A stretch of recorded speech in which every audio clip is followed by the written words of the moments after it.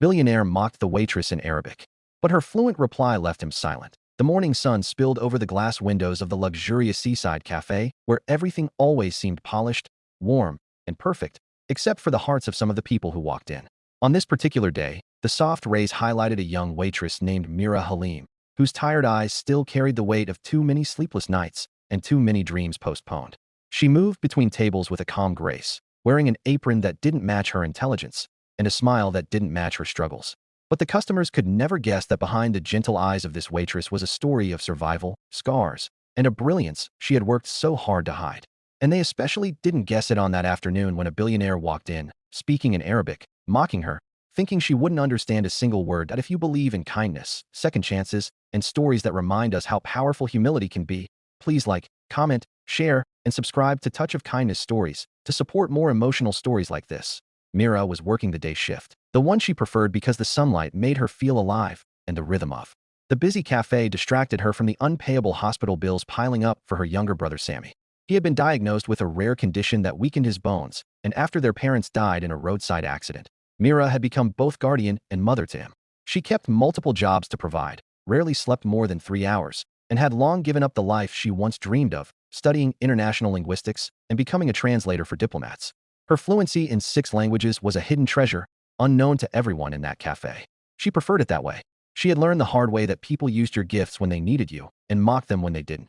Around noon, the cafe became busy with business people rushing in for lunch, tourists enjoying the ocean breeze, and wealthy regulars ordering the same things they always did.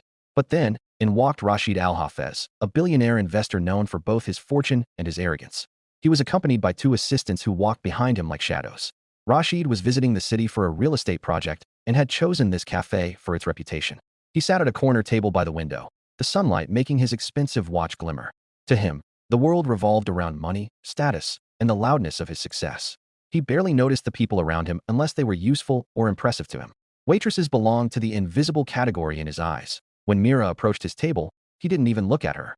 He glanced at his assistant, muttering something under his breath in Arabic about how slow the service was and wondering why the cafe hired people who looked like they came from the streets. His assistant chuckled. Rashid continued, still in Arabic, making more comments, mocking Mira's appearance, suggesting she must be uneducated, and joking about how she would probably mess up even a simple order. They laughed, thinking she didn't understand a word, but Mira did. Every word sliced through her heart, not because she hadn't heard worse, but because it reminded her how easily people judged her without knowing the battles she fought, the nights she went hungry so Sammy could eat, or the intelligence she carried like a secret burden. She felt embarrassed, angry, and small, all at once, but she swallowed it because she needed the job. She couldn't afford to lose even a single shift, yet something inside her shifted that moment. A familiar fire, a memory of her father telling her that silence wasn't always strength, and sometimes the strongest thing you could do was to stand tall and reveal who you truly were. But she pushed the thought away, placing the billionaire's order with quiet professionalism, pretending not to have understood. Still, fate had other plans. When she returned with their food, Rashid continued speaking in Arabic, complaining about the portion size, insulting the chef, and making another joke about Mira. This time something inside her snapped, not out of ego, but out of the accumulated weight of humiliation, exhaustion, and the deep truth that she did not deserve this. She stood straighter, lifted her chin, and responded, in flawless, elegant Arabic. She didn't insult him back. Instead, she calmly explained that she understood everything he had said, that his assumptions were wrong, and that respect cost nothing. She also added, with quiet dignity, that being a waitress didn't make her less intelligent, less valuable, or less human. Then she walked away, leaving Rashid and his assistants frozen in place. The billionaire's face turned pale, then red, then stunned. His assistants stared at Mira as if they had seen a ghost. Rashid had never been spoken to like that by someone he considered beneath him, and certainly not in Arabic, delivered with the fluency of a scholar. He tried to compose himself, but the embarrassment clung to him like a shadow. Instead of anger, though, something else took root in his heart, a rare feeling he wasn't used to. Shamed, he watched her throughout the afternoon, noticing things he had never paid attention to before. The way she smiled at customers with genuine warmth. The way she hurried to help an elderly couple, carefully carrying dishes with hands that trembled from exhaustion. The way she gently comforted a crying child who dropped her ice cream. Mira wasn't invisible. She was extraordinary. He realized he had misjudged her so severely that he felt a tightness in his chest he couldn't ignore.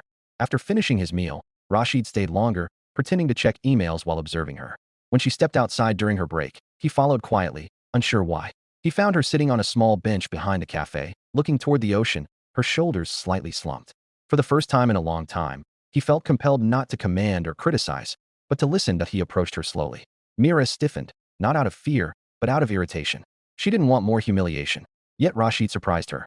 His tone was low, sincere. He apologized, not in the casual, careless way rich people sometimes apologize to feel better, but in a way that showed he genuinely regretted his behavior. He admitted he had been arrogant his entire life, and seeing her respond the way she did felt like the truth hitting him for the first time.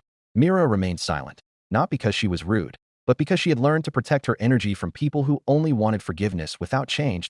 He didn't ask her to validate him. Instead, he asked about her story, her education, her languages, her dreams. Mira hesitated, but eventually she opened up. Not everything, just enough for him to understand. She told him about her parents' death, about her brother, about her lost dreams, and about how she had been trying to survive instead of live. Rashid listened, not as a billionaire, but as a human being stripped of pride. When she walked back into the cafe, Rashid was no longer the same man. Something had awakened inside him, a desire to make amends, not just to her, but to the version of himself he had always ignored. The next morning, the cafe buzzed with unusual energy. Mira arrived to find the manager speaking with Rashid, who had come early to meet with the owner. At first she worried she might lose her job, but instead something unbelievable happened. Rashid announced that he was starting a new cultural development foundation aimed at supporting multilingual youth who couldn't afford education. And he wanted Mira to be the lead coordinator, offering her a salary that would change her life. The cafe staff gasped. Mira stood frozen in disbelief. It felt unreal, overwhelming, almost frightening. But Rashid added something else, not to impress anyone, but to acknowledge the truth. He said that Mira had shown him the importance of humility, respect, and seeing the humanity in every person, regardless of their job or their clothes.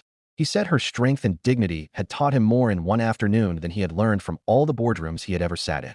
Tears welled in Mira's eyes, not because of the job offer, but because someone finally saw her. Truly saw her. She accepted, not for the money, but because it was a chance to revive her dreams and give Sammy a better future. When she stepped out of the cafe later that day, she felt the warmth of the sunlight in a way she hadn't felt for years. It wasn't just the beginning of a new job, it was the beginning of a new life.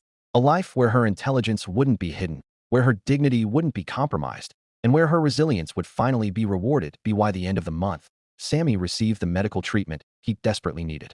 Mira moved them into a safer home.